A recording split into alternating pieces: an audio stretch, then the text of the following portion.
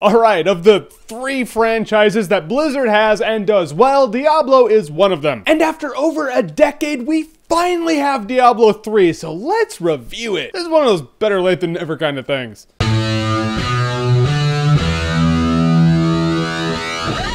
Diablo 3. And if you don't know what Diablo 3 is, it's okay, that means you don't PC game. Diablo 3, like Diablo 1 and 2, is a point-and-click hack-and-slash type game, and judging by the name, you can pretty much figure out that it has to do with evil rising and taking over and people who have to stop it. Now in Diablo 3, you can pick one of 5 different classes: a monk, a demon hunter, a wizard, a witch doctor, and a barbarian. And the cool thing I love about Diablo 3 is that all the characters are completely badass. The one that has the slowest start to him is the wizard. I just noticed by, like, you know, level 5, other characters are just stomping everything. The wizard has a slower build-up, but when you kill something, they just die epically. Everything's always all, and they just combust into flame. You're like, who? That happened.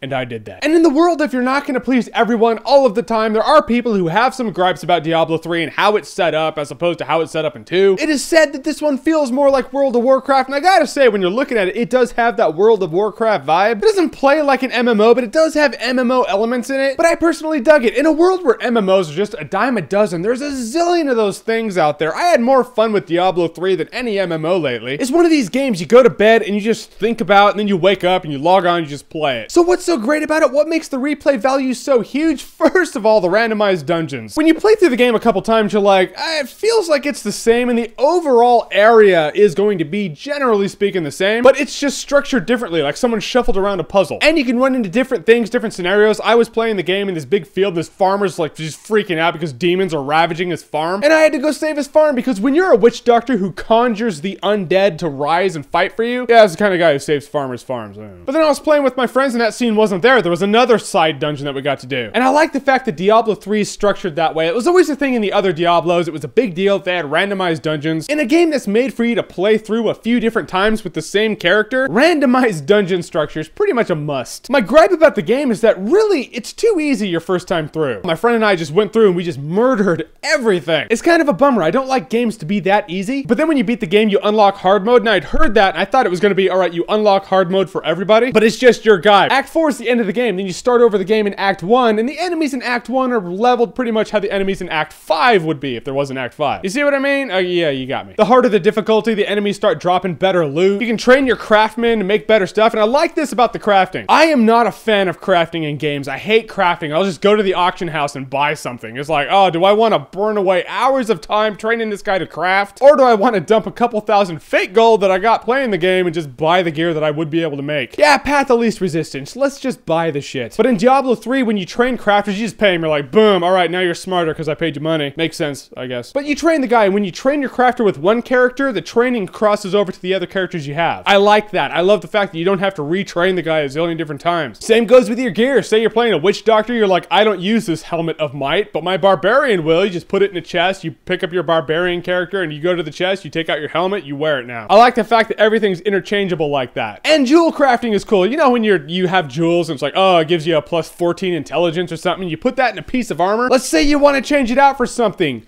Most games have it to where it's like, oh, you want to change it out? Sorry, you have to destroy your armor. I'm just throwing this out there. If a jeweler cannot pull a jewel out of a piece of armor without destroying it, they should not be a licensed jeweler. I don't care what universe, world, or game we're dealing with here. That person is officially the worst jeweler of all time. But no, in this one, you pull the jewel out, you can tweak it a little bit, put it back in, change it out with another jewel. You just have to pay the jeweler a few $100. I like that. It's no big deal. People feel like it's been dumbed down. They're like, oh, the interface has totally been dumbed down. Crafting's easy, jeweling's easy. Even picking your skills is easy. I like the fact that it's been simplified. You know, the interface with Civilization 5 versus Civilization 4, the game was still fun and involved. You just didn't have to micromanage everything. That's what I felt like they did in Diablo 3. And if you saw my Civilization 5 review, you know I'm a fan of that kind of thing. I will say this about the auction house. There is an auction house in Diablo 3. And you can go there, and for not a lot of money, you can buy gear that completely breaks the game. I'm saying in your first run through, don't do that. Because I did that. I bought like 3 pieces of gear that just stomped everything. I'm like, oh, sweet, I'm a complete badass. Then you go through and you're like, everything's too easy. Yeah, maybe that's why the game was too easy my first run through. When you get into the harder difficulties, do it then, but for your first run through, don't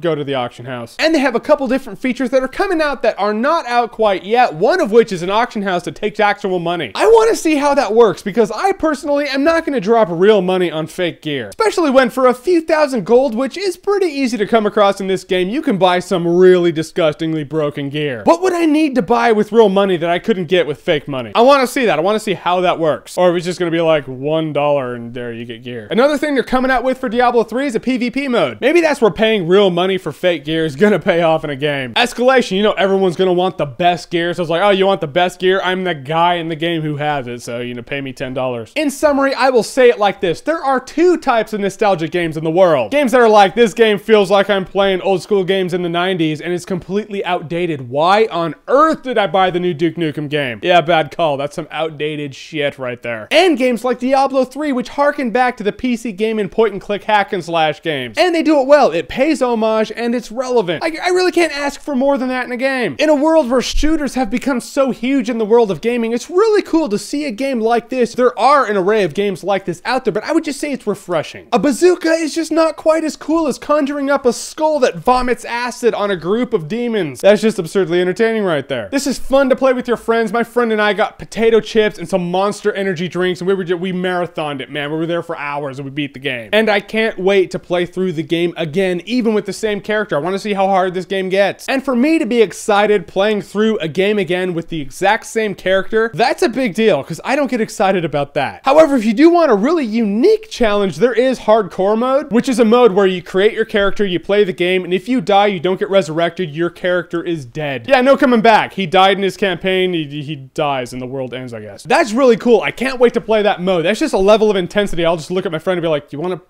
to play Diablo? I feel like I'm really going to demon war here because I don't want to die. I can't say I've really felt that kind of anxiety in a game. How many times are you like, oh, I'll just die and respawn here. It makes it easier. Yeah, not in hardcore mode of Diablo 3, so have fun with that. Do you need to play Diablo 1 and 2 to have fun with this game? It doesn't hurt, but you don't need to play the other two. However, if you have played the other Diablos, you're gonna notice characters, you're gonna have a little more fun, you're gonna notice things that other people wouldn't notice. So if you played Diablo 3, what did you think of it? And if you're not a PC gamer, are you gonna give it a shot? Do you like the point and click hack and slash magic and demons and fire and death? You know, the fun things in life? Comment below, let me know. And as always, if you like what you've seen here and you want to see more, click right here to see more.